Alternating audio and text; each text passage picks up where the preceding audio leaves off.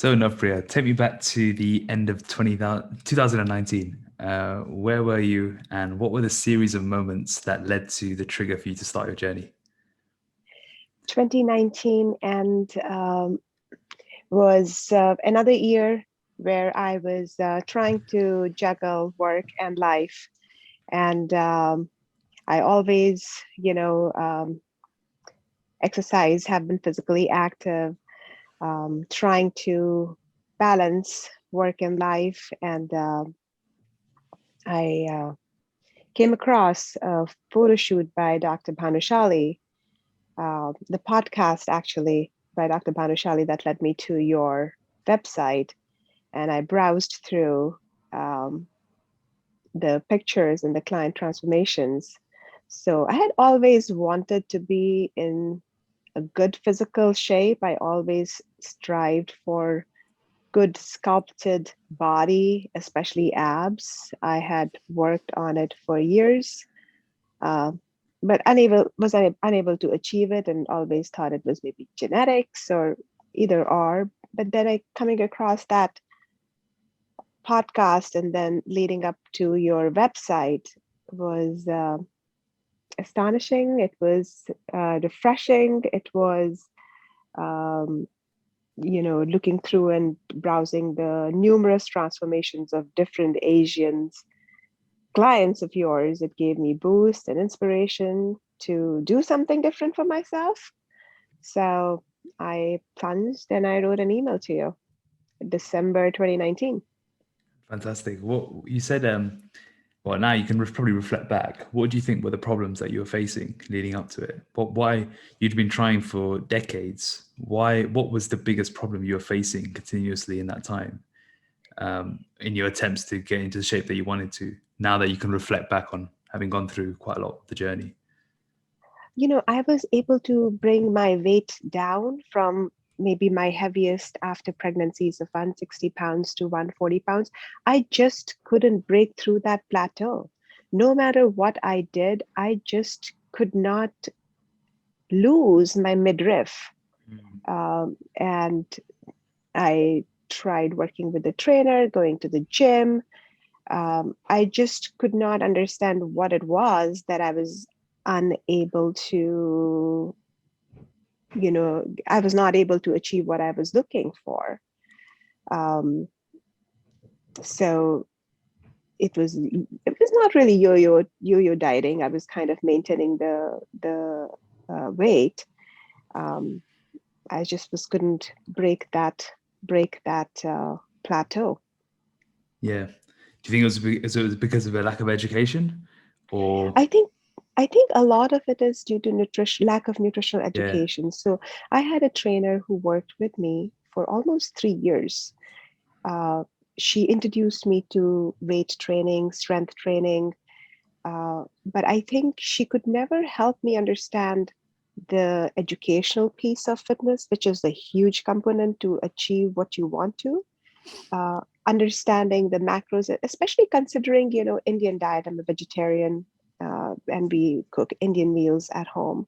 So she was never able to guide me, help me, uh, include my nutritional um, non-negotiables. Like I have to have dal, I have to have some roti, kind of fitting that nutritional piece to my health. yeah, I think that was a major piece that was leaking, was lacking all these years, that I was unable to achieve what I wanted for what I wanted to. what did you see when you looked at yourself in the mirror, and how did you feel? Oh, I feel great. I Like feel wow. before. You can Oh, tell. before, before, I know that, I've always since 2014 intermittently I've written my weight down. I've taken my statistics and written down in a book. In the mirror, I would say, you know what, I can do better. I don't like my midriff. I want to wear bikini. I want to wear, good dresses. I didn't like, I mean, I liked myself, but I I was just not happy with how I looked. I was, especially my midriff. I know that over the years I've become stronger, but like, one of my friends said, when you leave the house, you have to look at yourself and say, oh, I'm looking great today. And then your day goes great. I was just not able to do it because that's not how I felt. Mm. So, I will say, okay, I'm looking good. Okay, oh, that's fine. But, I wish I was better than where I am today. I wish I was looking better than how I look today. Did you have an ideal in mind? I always admired sculpted abs and like Instagram, movies, videos, but I just wanted to get something close to sculpted abs. I never had like actually even imagined myself or visualized myself with someone with abs because I somehow thought that was just not possible. So I had not Mm. even had the visual picture of myself. Okay, that's how I want to be. No, I was like, maybe better than where I am and maybe somewhere close to where they are. Yeah. Why was that there? Why was there this image? Going back to when you were younger, how were you growing up? What kind of shape were you in growing up? Like, why was this imprinted in your head that you wanted to look better, you wanted to feel better? Does it come from a state from when you were younger, or? No, I think with God's grace, I have achieved what I always wanted for. Growing up, we never had a concept of, healthy lifestyle. We knew was, okay, we got to do well in our studies and play and eat well. That's all. And, you know, in school, we just had to get good grades. Then it was, okay, we got to go to, a professional college. Okay, so med school, studying for med school. So just studying and eating whatever come across because Mm. that's the focus that, you just are studying and sitting down and eating as a stress relief, to keep you going. Um, and then, I was able to get into med school. I was able to, do my residency and then move here, start the residency of my choice. I think I was able to achieve everything that I wanted to, but when I look forward, okay, this is what I have and what I would want to get. That's what I saw around me. Maybe I have touch wood, I have good parents, good husband, I have kids, a good profession of my choice. Maybe on physically, this is what I want and I'm trying for it, but I'm unable to achieve it. So kind of trying to have like a picture perfect for myself, but missing that element. Yeah. So missing almost like the most important bit. Yeah. Because I think when you look yourself for your self-confidence, that is Mm. very important how you feel about yourself. Mm. Well, I always say the body is a representation of the mind, and if you feel good, if you look good, you feel good, and if you feel good, you look good. It tends to work both ways. 100%. I So agree. on some reflection, you said, well, before we go into that, how do you feel now? Oh, I feel great. I feel stronger. I feel, um, I've achieved my dream abs. And those are some I killer feel, abs, by the way, like oh, really detailed muscular abs. So anyone listening, make sure you check out the case study. That's linked in the bio, linked in the show notes because Navpriya's got some serious abs. oh, well, thank you. And, I never thought I could do that. Yeah, So thanks to you, of course, my family. awesome. So let's dive into the journey itself. You made this decision after seeing some relatable posts for yourself. You started the journey in March 30th, Correct. 2020. How was that initial period of getting started? Because you've been someone you've been training for a while. You tried a lot of things. What was different about the R&T journey, the initial sort of steps in getting going? When I started, that's when actually pandemic started. So it was a good slow on the daily pace of life. Yeah. I had more time to myself. Offices were canceled, schools were canceled. There was no rush, hush. I had more time to look through the journey. Um, Initially, going through the, understanding of the processes of the phases and the videos, doing the meal prep, preparing the meals, and, understanding the nutrition in different foods that I was eating. So it was initially daunting, but I had a good time to myself kind of figuring out each step. Mm. So initially it was time consuming, and but with each week passing by, it became easier. On reflection, when you look at the education that you gained in nutrition and feeling quite daunted by it, what were some of the key learnings you had at each stage about nutrition? Because you're a doctor yourself, and it's crazy how through medical school, you can go through all this training of medical school, but nutrition is such an under taught aspect of it, and it's yet it's the most fundamental part of one of the basic human needs, right? So for someone like yourself, what were some of the key learnings that you've had at different stages, especially when it comes to nutrition? As a nutrition, you always thought, okay, so for you to be able to lose weight, if you can just have to be in negative calorie balance. But a lot of time exercising gave you a little pass. Okay, if you exercise, you could always eat more. But it's never had the education about a relationship with food. What does your body need, and what foods are good for your body? It's good to be in having, following healthy meal plan for 5 days, but you cannot binge over the weekends, or you cannot, overeat just because you're out with friends. It's that, I think the key thing that I've learned is the relationship with food and how you navigate those trigger moments of your life. Um, Understanding that food is not going to relieve the stress that you're facing, food is not going to enhance the interaction with your friends during socials. Food will always be there no matter what. Just And I'm still kind of learning how to handle those situations better, um, with food around. um, I'm not sure if I'm Yeah. answering the. I mean, talk us through those different relationships, because that's probably fundamentally the hardest thing to overcome, is that association and that reliance of using food as a crutch to deal with social situations, work stress, etc. And you mentioned the trigger moments you have in your life.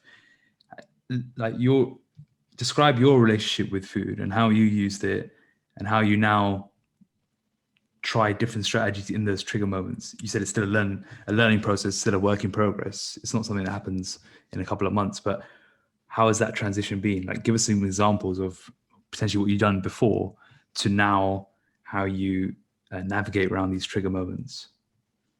So I have trigger foods and I Okay. have trigger situations. Yeah. So my trigger foods are peanuts. I have this, like, weird relationship with my peanuts. And then I think in one of your podcasts, you said reflect back and see what associations you have with that in the background. Mm. So I remember growing up, we my aunts and my grandpa, all of us would get like fresh peanuts off the street. They warmed, roasted, shelled peanuts, and then we will make piles of like 10 people and eat together. So that brings me those memories of, my grandpa, my aunts, all loving, friendly family get-togethers that we used to have, and enjoying jaggery with peanuts. So I think that association I have. So I reach out for peanuts when I am stressed, or that is like a satisfying end of the day meal for me. If I don't have like peanuts and a little bit of jaggery, I don't feel that I have completed my day. But I was doing a lot. I never counted like a bunch of peanuts, a handful of peanuts. I don't know how many grams or calories or protein or fats does it have. It was just like, I will just grab it and eat it. And then that's how I did all my life. But now I tell my kids, okay, kids, initially I started in between. Okay, I know it. I cannot control once I eat them. I do not want them to be around me. Just hide it from me. So my kids will hide the peanuts. But then, I would beg them, okay, please give me 10, give me just a little bit of peanuts, and then go back, give me a little bit more peanuts. But now, over the years, slowly from binging and asking my kids to hide it, now Son said, add it to your meal plan. So you know that you're going to have it, but you don't have to have unaccountable amount. So now I have 10 grams of peanuts every day, along with a little bit of jaggery, because How do I you feel have when to you have have that. that?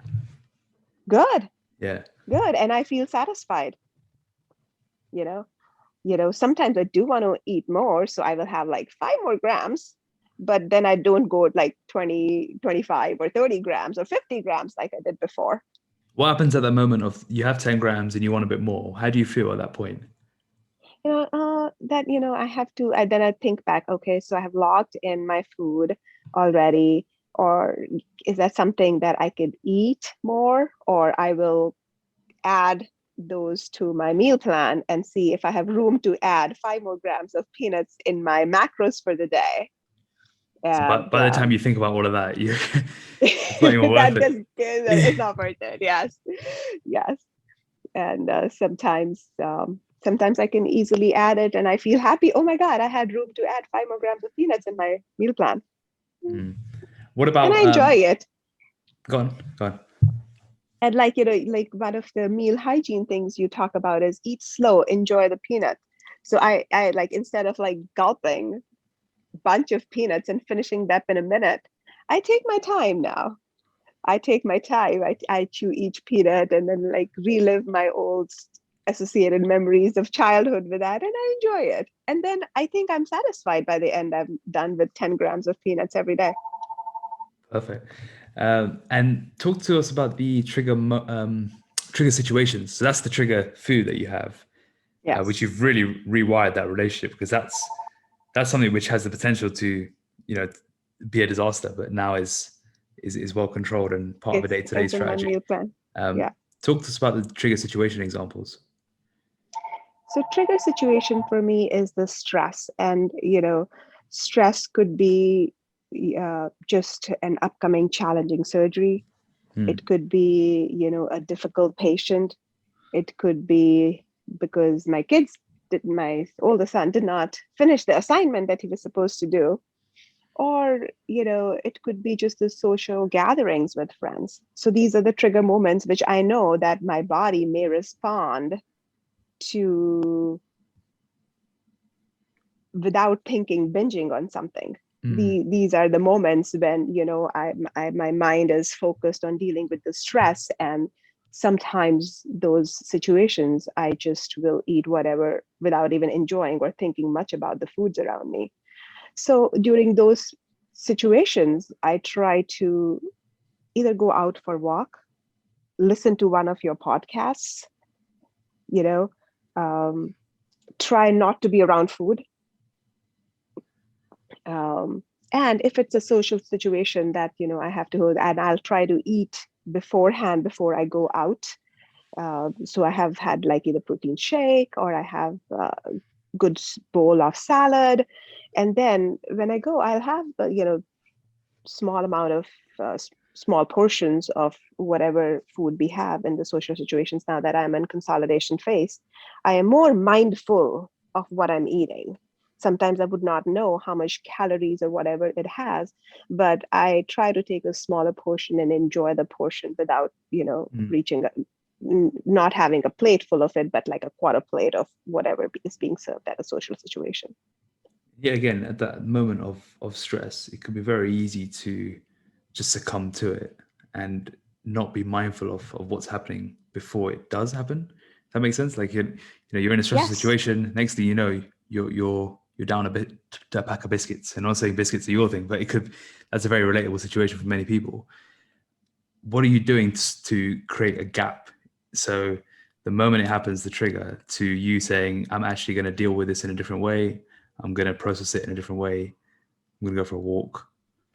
That's a really good step. How do you talk? I want to get into so you can speak to other people who are going through the same Yes. situation, because it's a very common difficulty for so many people in the journey. And I'm still struggling, and sometimes I Yeah. do succumb. Yeah. but I would succumb 100% of the time in the past. Yeah. Now I think I am maybe, I do succumb maybe 30% still, but I think that's huge Mm. Mm. progress for me personally. I'm still working on it. So, I would literally walk away or just have a bite and just say, you know what, this is not going to work. I cannot do this. I need to walk away. Uh, just trying to, or in a social situation, just telling friends about what am I doing and, looking through the pictures. So, okay, so this is where I was, this is where I've achieved. I don't want to undo what I have achieved. Mm. You know, with my old behaviors, it's if I bring them back, I'm just going to undo all the hard work. So sometimes I share my progress with my friends in social situations. So, they compliment, I feel good. And it's like a positive reinforcement tool for me. Okay, so they are complimenting me. I am looking good. I cannot do what I did before. I'm still going to enjoy, but in limited portions. Yeah. So, but I think, walking away is the best. Walking away from food, which I was using as a crutch to handle those stressful situations, is has worked the best for me. And how do you still process the stress? Because the stress doesn't go away just like that. What are Yeah, you so doing then? if Like how are you facing this? Call it the muck. Yeah, so if I'm worried about a patient or have a challenging surgery, I'll start like going over the, walking and going over the different video libraries, looking through the blogs, medical blogs, to see how I could handle. Talking to my friends, I have this patient and this is what I'm thinking. What are your thoughts? Mm. So that I deal with that. With my son, I'm thinking about my son's strategy. Then I'll come home, sit and then just write down on a whiteboard, okay, these are the assignments, you cannot miss these. And this is helping him prioritize so he doesn't miss what assignments he needs to do. Um, so, and then, yes, premenstrual increase in appetite is a big one for me as well. So trying to uh, figure it out beforehand and trying to have like more sweet potatoes, more having removing other uh, desserts or sweets from home, having more 100% Greek, fat-free Greek yogurt with blueberries, having the foods that I can, if I want to eat something more, having the foods that are good for me, surround myself and taking away the foods that are not good for me. Um, so I think these are a few things that I have learned and I have incorporated in my day-to-day life. That's awesome. If you're at 70% now, it's not too long. You'll be close to 100. I don't think 100 may not ever happen, but that's okay. I know, But if no. you're close to 100, we all have our moments. If you're close to 100, then you're in a really good place. So yeah, I think that's fantastic, and I think it's really useful advice for people going through similar sort of scenarios. Just to segue onto from that, how have you found consolidation, and how have you found this rewiring process in a more day-to-day scenario, as opposed to just when you're faced with stressful situations?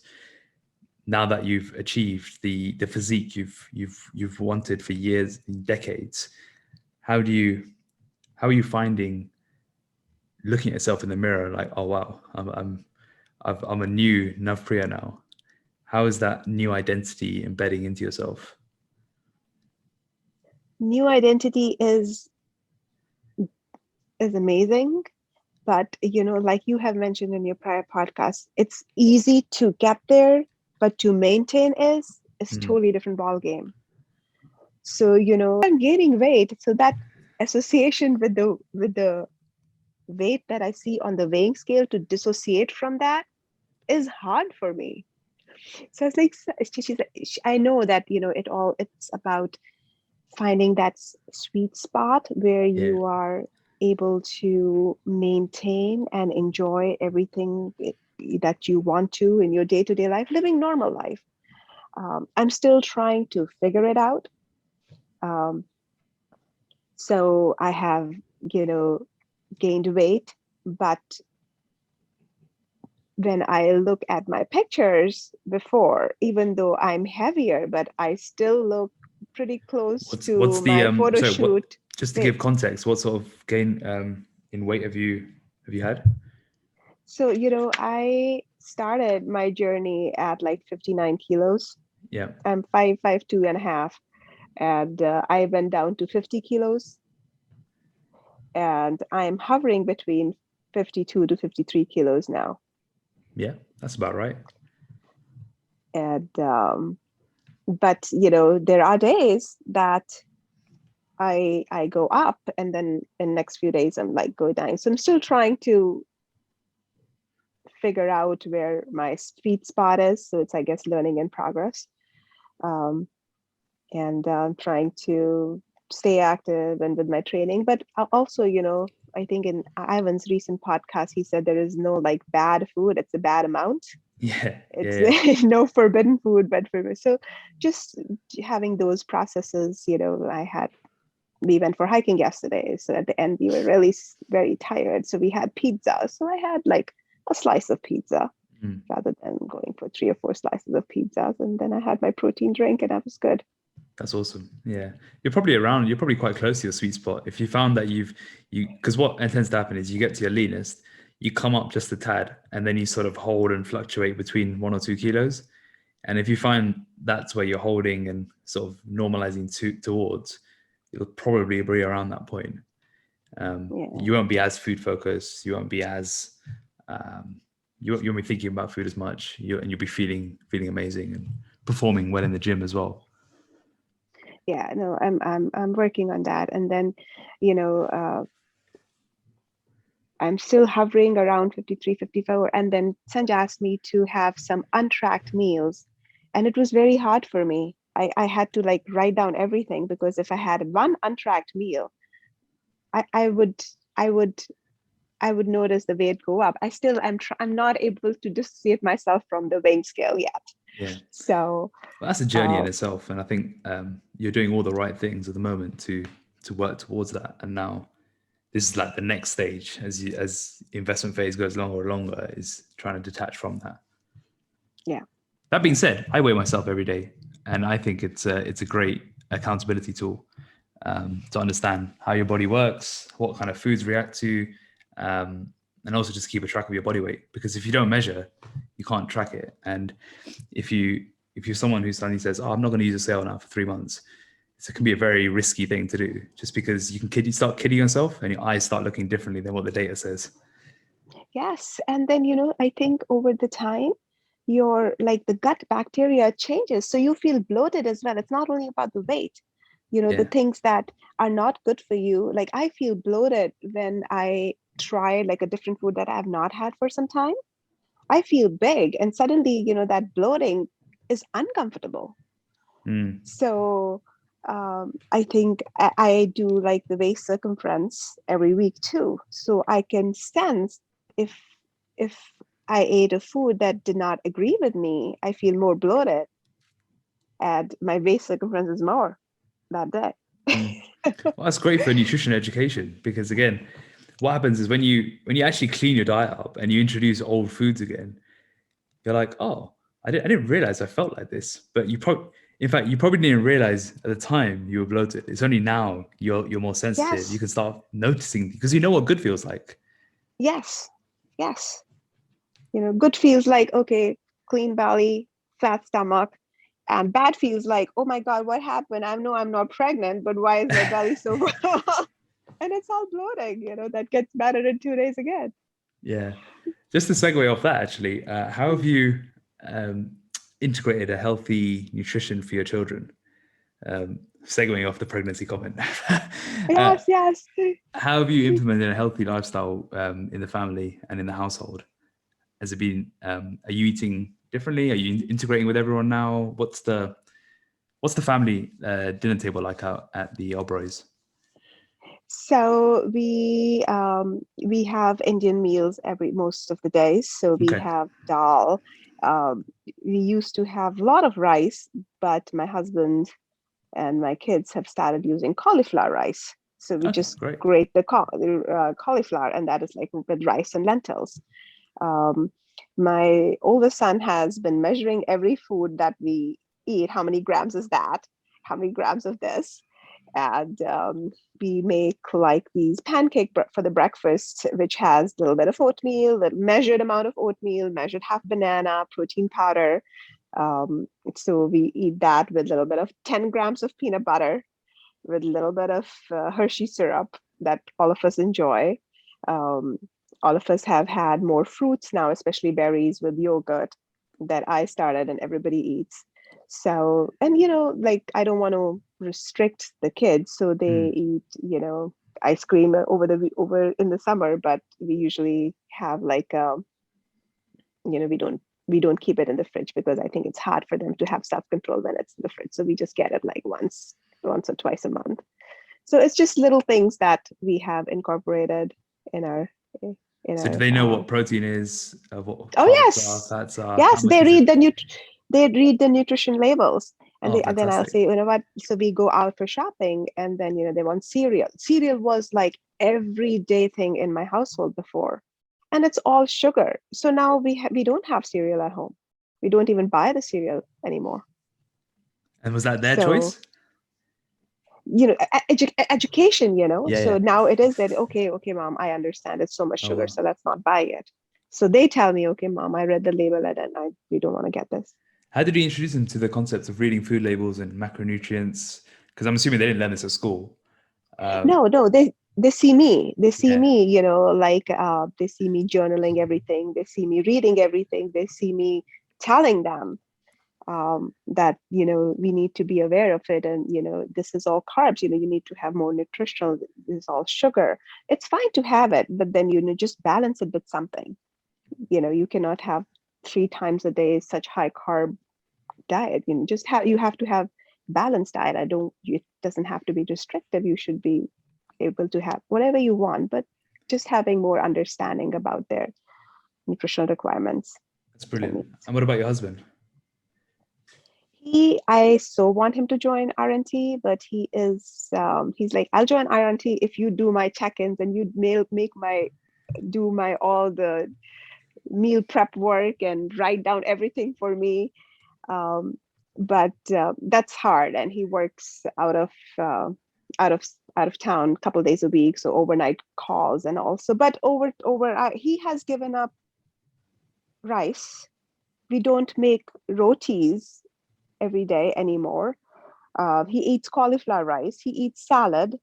He eats yogurt with berries, which for him to give that up like a year ago, no way. And then he sees my what I have for breakfast, and he shares it with his patients, Oh, with his wow. obese patients, and his patients come back and tell him, thank you so much.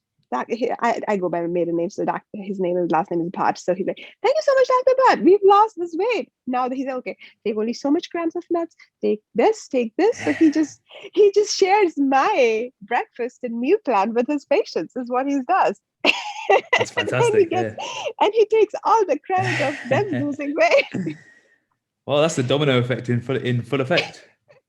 That's true. That's true. That's brilliant. That's brilliant. And so, if you're reflecting back on the last of 18 months, what have been some of the most difficult parts of the process? So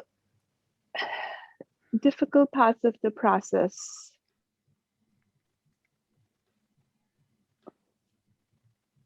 I think the difficult part, it's not the difficult part of the process. It's just some parts are just not easy. Like, to break the relationship with food and what you've done for years as your lifestyle.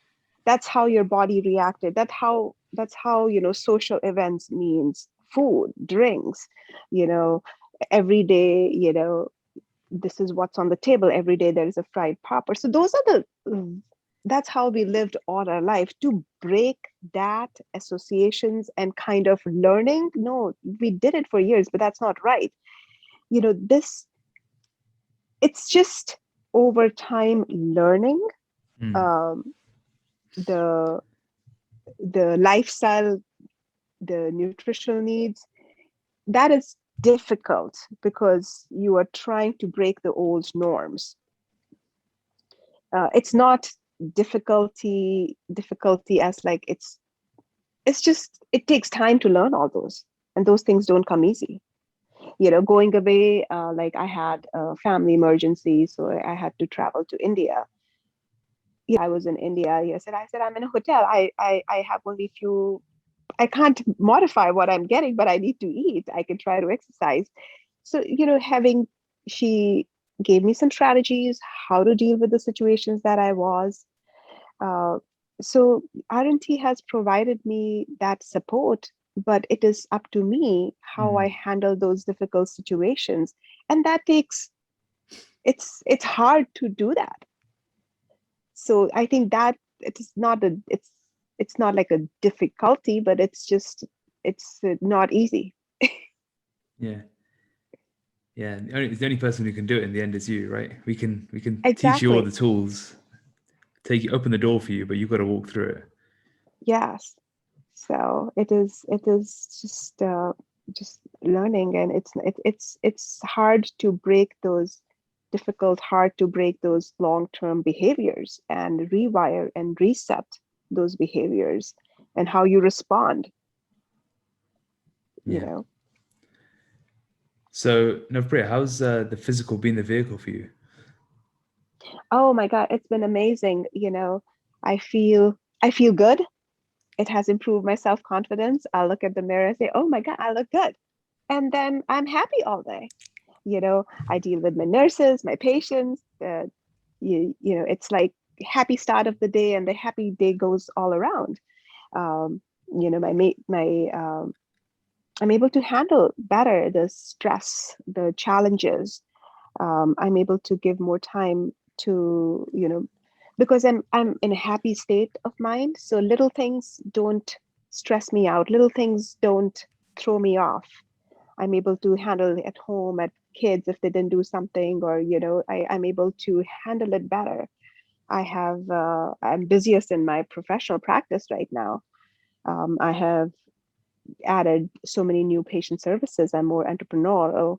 Um, I'm doing research. So in 2020, or like in 2021 in June, where I am right now, professionally, physically, mentally, psychologically, I'm in the best place I've ever been. And thank you so much to you for starting this wonderful platform, Akash. You need to know this, that you have made positive impact in not only my life, in all many and different people around me, but similar positive impact in so many other people's life. So thank you. Thank you for sharing. My hairs on my arms are standing up. Thank you for sharing. That's incredible. That's incredible. And what do you look at? What do you when you get yourself? I've lost track of words. When you're about to head outside the door now, when you look yourself in the mirror, what do you tell yourself? I'm going to be the best version myself, and I'm going to do the best for myself and my family and everyone around me. If you're speaking to someone who's starting their journey right now, what's the best piece of advice you give them?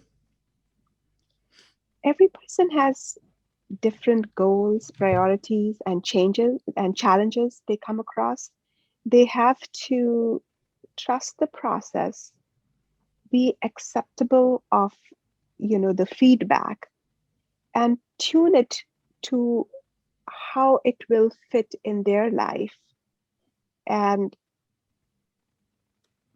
there are unimaginable positive benefits they will reap on the longer run. It's hard, it's not easy, and it's the hard in the sense, like like I mentioned before, breaking the old relationship or old behaviors, old mindset. That is hard.